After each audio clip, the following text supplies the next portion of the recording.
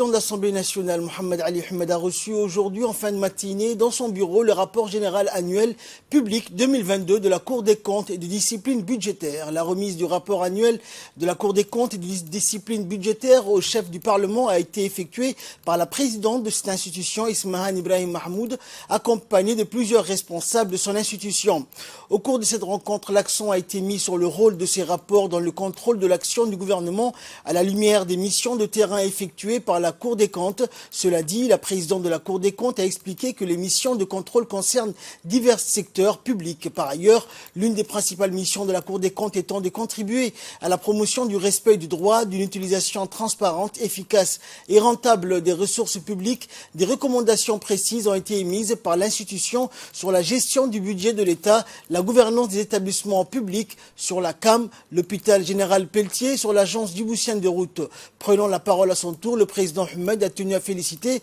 la présidente de la Cour des comptes pour son sérieux, sa rigueur et surtout pour avoir donné une nouvelle impulsion à l'institution. Dans la même lancée, le président Ahmed a encouragé l'institution à renforcer davantage l'opération de communication en direction des autorités concernées, des institutions et des citoyens. Enfin, le président du Parlement a promis d'encourager l'Assemblée nationale à collaborer davantage avec la Cour des comptes tout en apportant son soutien à la présidente dans l'exercice de sa mission.